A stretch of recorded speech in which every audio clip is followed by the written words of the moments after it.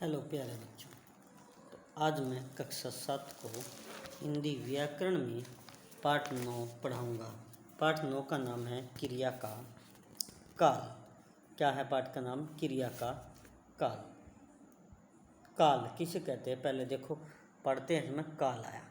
प्रत्येक क्रिया एक समय में नहीं होती है।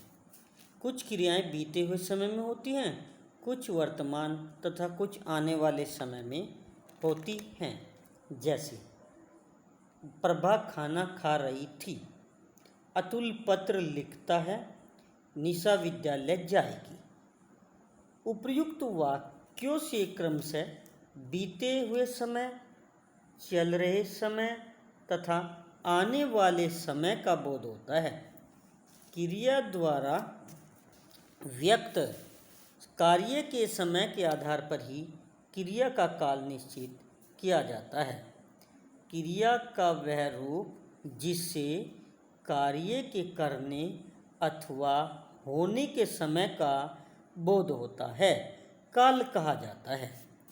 क्या कहा? क्रिया का वह रूप जिससे कार्य के करने अथवा होने के समय का बोध होता है, उसे काल कहा जाता है। जैसे शशि खाना पका रही है वर्तमान काल। अमर सो रहा था भूतकाल। नवल गीत गाएगा भविष्यत काल। अब है काल के भेद। काल के 3 भेद होते हैं, वर्तमान काल, भूतकाल तथा भविष्यत काल। क्या क्या हुए? 3 भेद हुए, वर्तमान काल, भूतकाल तथा भविष्यत काल। अब सबसे पहले चलता है वर्तमान काल। क्रिया के जिस रूप से कार्य का चल रहे समय में घटित होने का बोध हो, उसे वर्तमान काल कहते हैं। जैसे घोड़ा दौड़ रहा है, कुत्ता भौंकता है। घोड़ा दौड़ रहा है, कुत्ता भौंकता है। इन वाक्यों से स्पष्ट है कि घोड़ा वर्तमान समय में दौड़ रहा है तथा कुत्ता वर्तमान समय में भौंकता है। इनसे पता चल रहा है, इनसे चल रहे समय का बोध होता है। क्या कहा? इनसे चल रहे समय का बोध होता है। अतः ये वाक्य वर्तमान काल का बोध करा रहे हैं। कहीं का? वर्तमान काल का बोध करा रहे हैं। अब आता है वर्तमान काल के भेद। अब वर्तमान काल के कितने भेद हैं? वर्तमान काल के 3 भेद हैं, सामान्य वर्तमान काल, अपूर्ण वर्तमान काल तथा संदिग्ध वर्तमान काल। हम इनके बारे में विस्तार से पढ़ेंगे। सबसे पहला आता है सामान्य वर्तमान काल। सामान्य वर्तमान काल में क्रिया सामान्य रूप में पाई जाती है। जैसे अर्पित पुस्तक पढ़ता है, अजय गीत गाता है। तो सामान्य वर्तमान काल में क्रिया सामान्य रूप में पाई जाती है।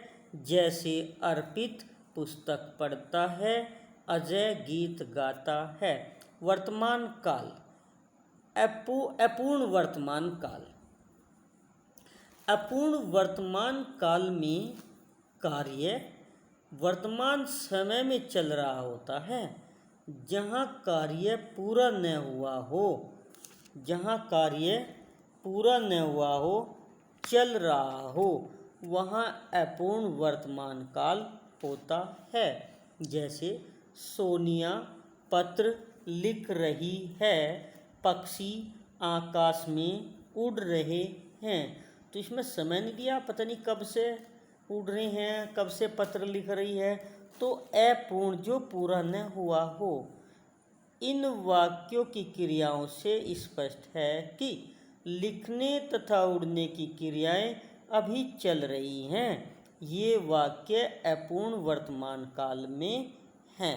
अब नंबर 3, संदिग्ध वर्तमान काल, जिसमें संदेह हो, कार्य होगा नहीं होगा, गागी। जहाँ क्रिया का वर्तमान काल में होना या करना संदिग्ध हो, वहाँ संदिग्ध वर्तमान काल होता है।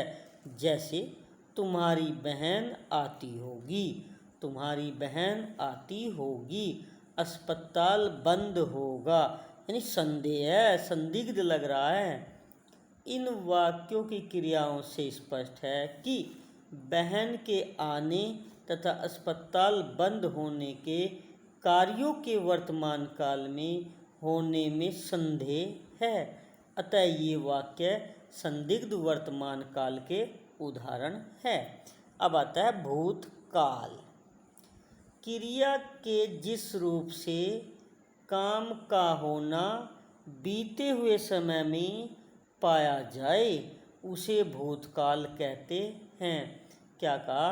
क्रिया का वह रूप जिससे काम का होना जो है वो बीते हुए समय में पाया जाता है तो उसे भूतकाल कहते हैं। जैसे भेड़िए ने भेड़ को मारा, भेड़िए ने भेड़ को मारा, कल वर्षा हो रही थी।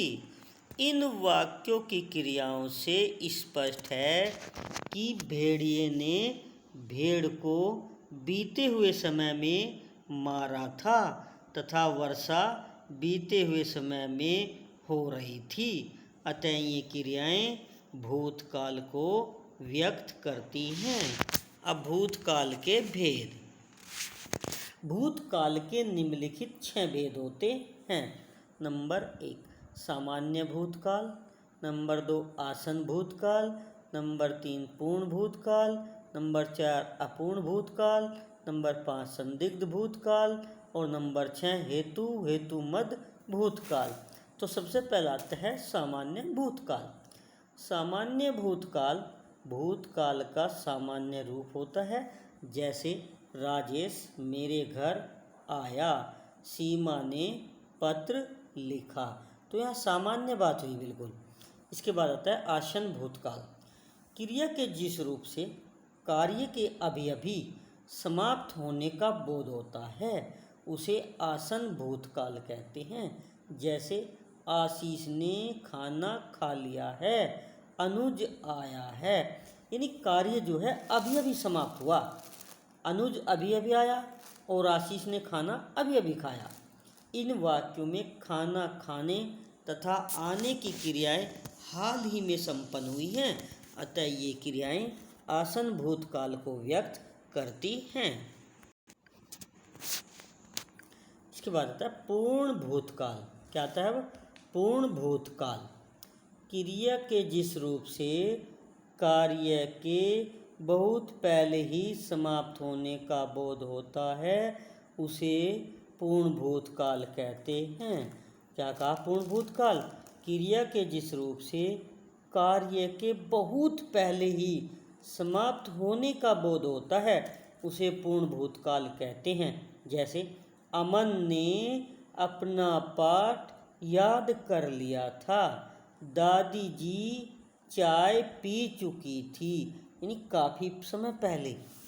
तो इन वाक्यों के कर लिया था तथा पी चुकी थी से कार्य के पहले ही समाप्त हो जाने का बोध होता है। अतः ये क्रियाएं पूर्ण भूतकाल को व्यक्त करती हैं। नेक्स्ट अपूर्ण भूतकाल। क्रिया के जिस रूप से भूतकाल में कार्य जारी रहने का बोध होता है उसे अपूर्ण भूतकाल कहते हैं। जैसे अनुज साइकिल चला रहा था, धोबी कपड़े धो रहा था। तो यहाँ क्या हो रहा है? अपूर्ण भूतकाल, यानी कार्य पूरा नहीं हो रहा, जारी है, कार्य चल रहा है। इन वाक्यों की क्रियाओं चल रहा था तथा चला रहा था तथा धो रहा था से स्पष्ट है कि कार्य भूतकाल में जारी था तथा अभी तक समाप्त नहीं हुआ।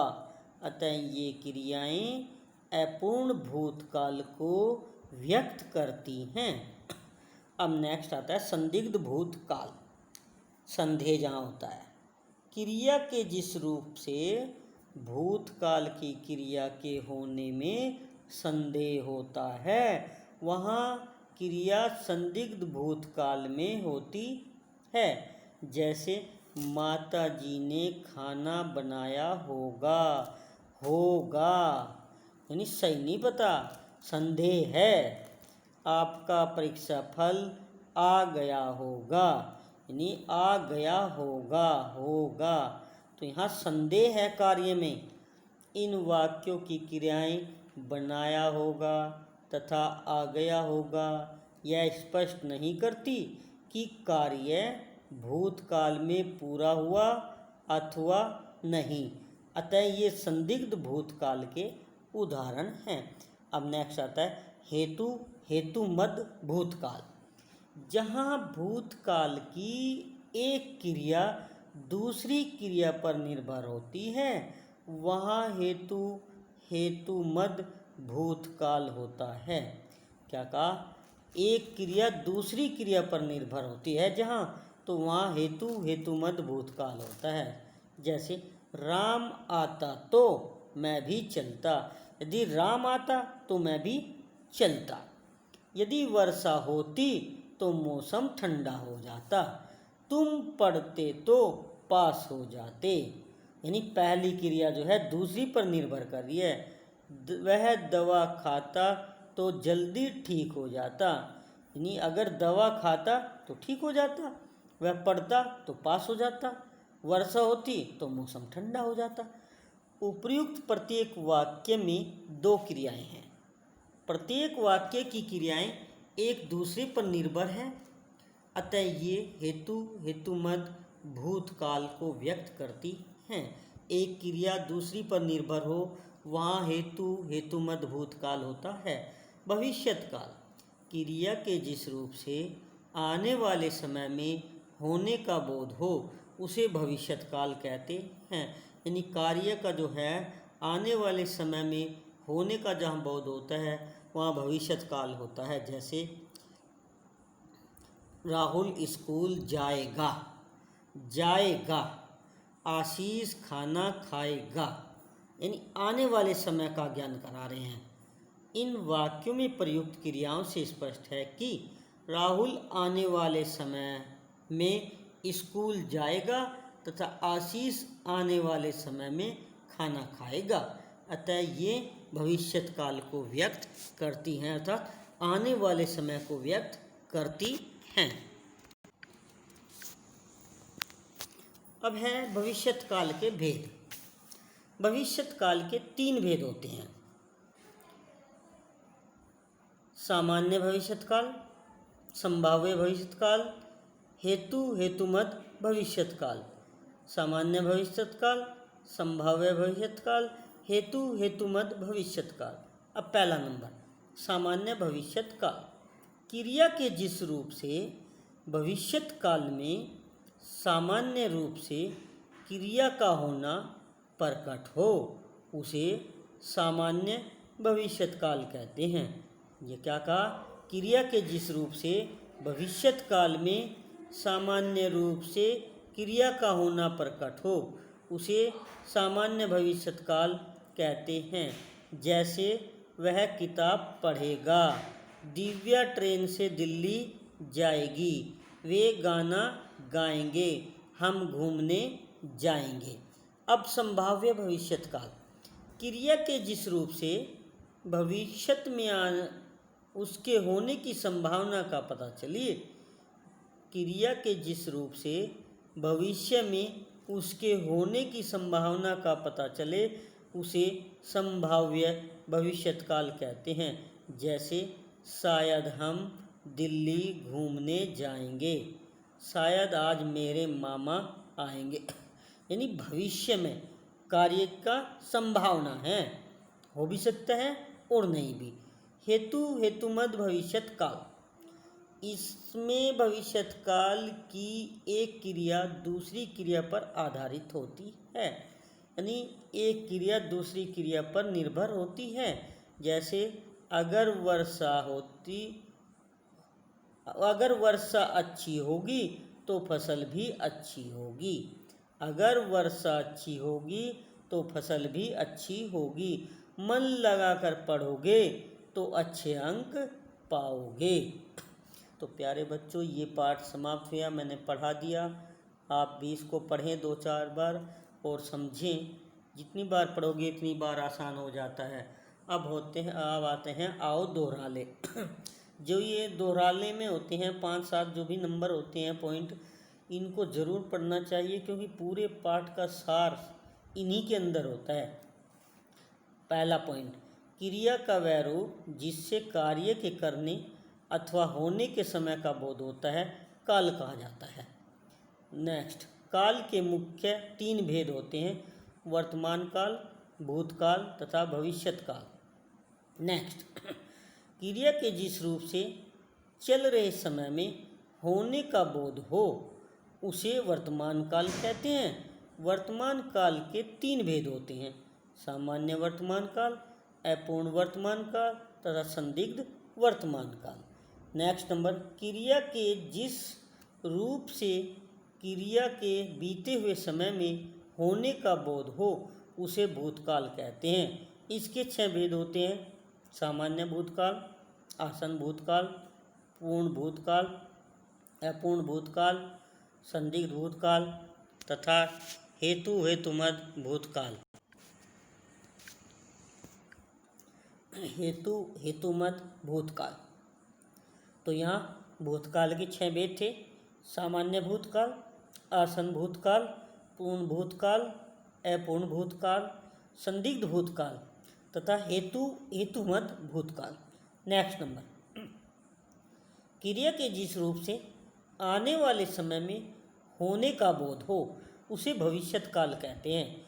इसके 3 भेद होते हैं, सामान्य भविष्यत काल, संभाव्य भविष्यत काल तथा हेतुमद भविष्यत काल। तो प्यारे बच्चों, ये पाठ आज पूर्ण करा दिया गया, पढ़ा दिया गया, समझा दिया गया। आप इसको पढ़ें, समझें और 2-3 बार पढ़ें इसको। जितनी बार पढ़ोगे उतना ही आसान हो जाता है। अब इसके बाद हम इसका अभ्यास कार्य और प्रश्न उत्तर कराएंगे। तब तक के लिए बच्चों धन्यवाद।